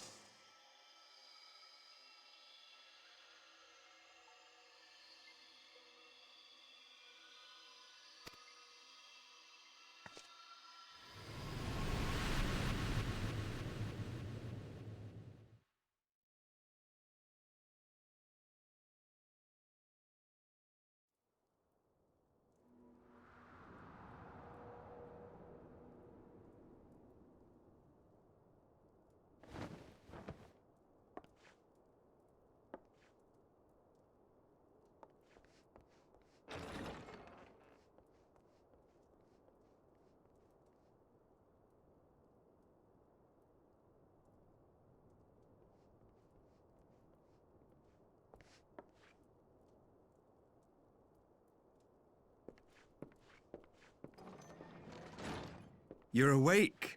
Thank heavens.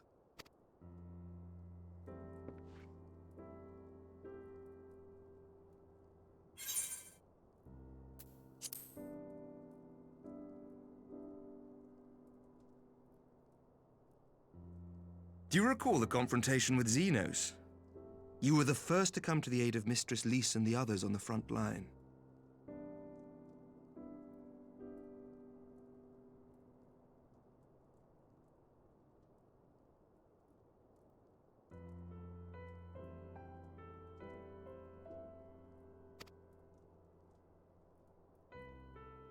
In the midst of your duel, it is said you faltered, and that the Crown Prince seized the opportunity to deliver a mortal blow. Yet before his blade could find its mark, he was distracted by the arrival of a second adversary who bore you away from the battlefield and into the hands of our chirurgeons.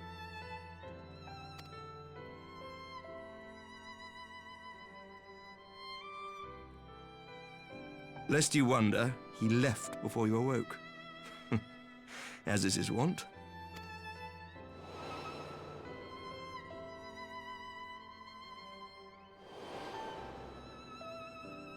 Estinian never was one for emotional farewells.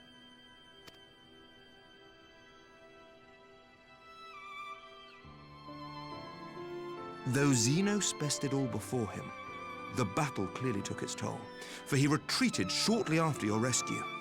Seeing this, the remaining Imperial forces decided discretion was the better part of valor and pulled back, allowing us to re-establish our position. We have since received word of renewed unrest in the provinces, doubtless inspired by the efforts of the Eorzean Alliance and our Far Eastern allies. Nor does the good news end there. We have also come into possession of intelligence suggesting unrest within the Imperial Court. This would certainly explain why both the Emperor and Lord Xenos appear to have abandoned the fight.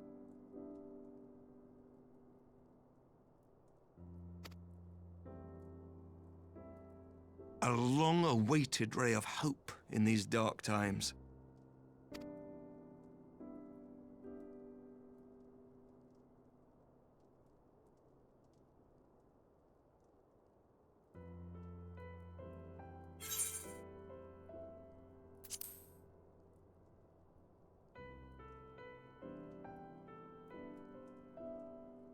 Yet to awake, I'm afraid.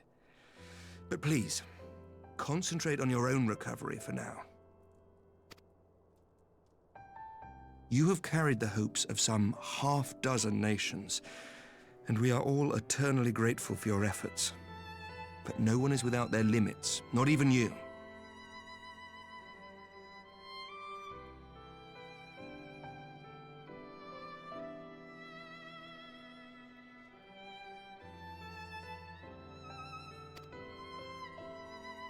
Leave this fight to us, my friend.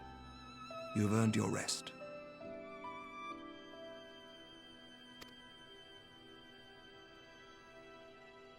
But before I forget,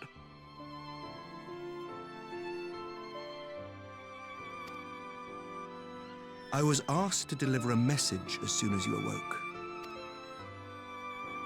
A reminder that you are not alone, though many of your allies have fallen. When you are well and rested, you are to return home, where friends will be waiting for you.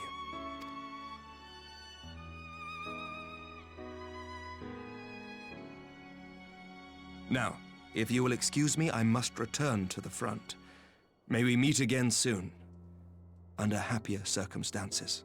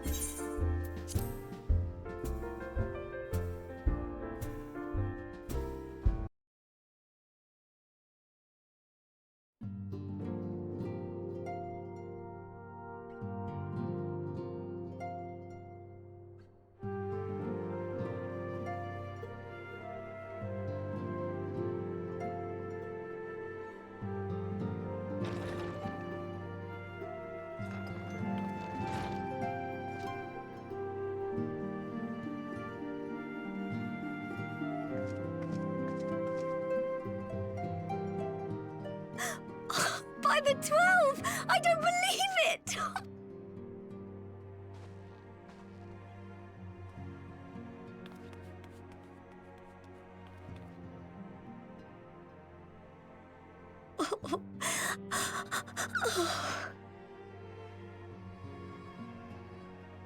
I rushed back as soon as I could.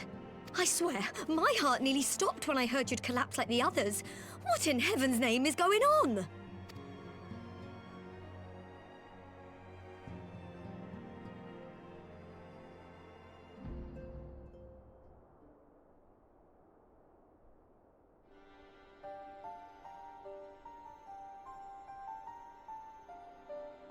Win or lose, the path you walk leads only to oblivion.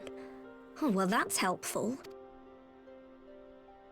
And what else did he say? The better path leads to him?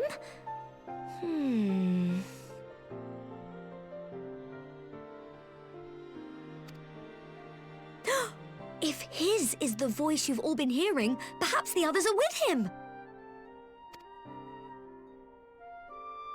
Sir Emmerich said the fighting had reached a stalemate, didn't he? But if that monster masquerading as Xenos comes back... Thancred, Y'shtola, Urianger, Alphino, Alize. You're going to need all of them on your side to defeat him. And I forbid you from going to face him on your own, do you hear me? So if you must leave, go and find the others. Bring them home.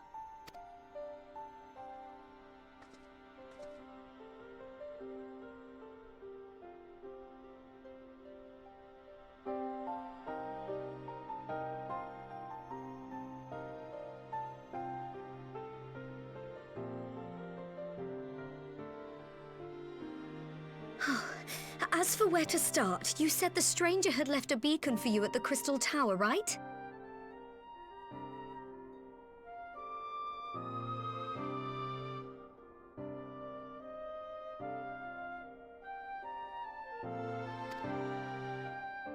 But how are you to find it, now that the tower has been sealed shut?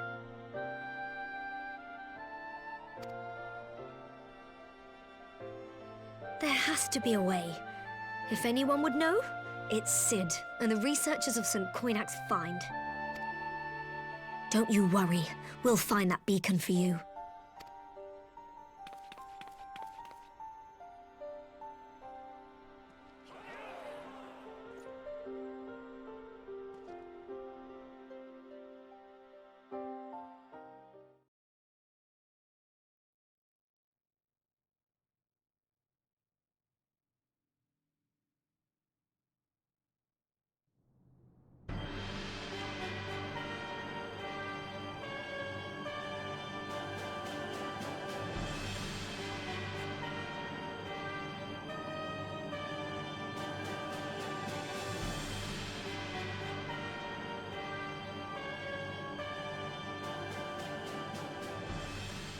I pray you have good reason for abandoning the front.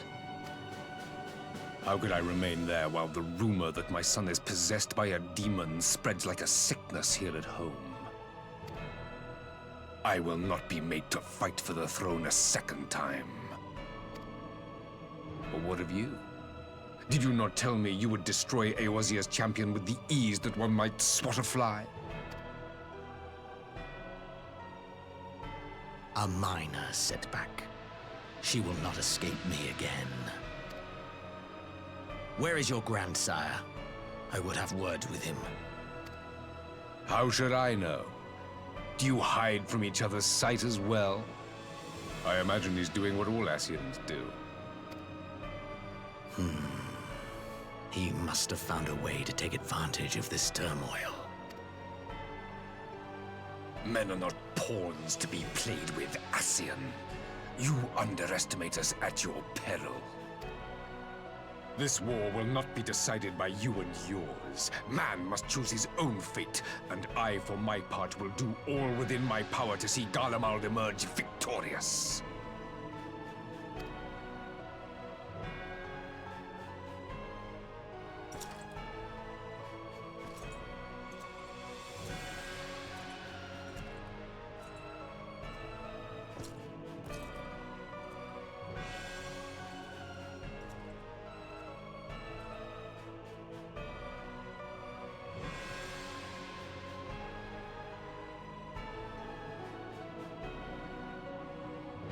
Pray forgive the intrusion, Your Radiance, but the requested preparations are now complete. We stand ready to begin production of Black Rose upon your order.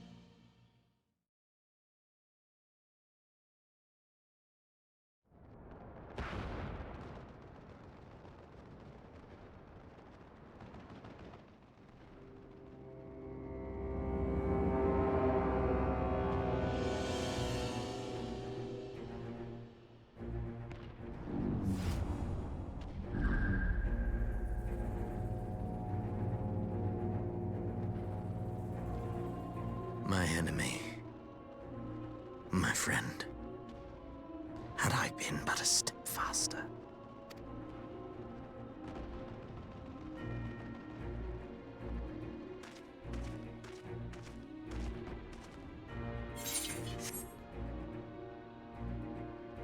Bloody savages!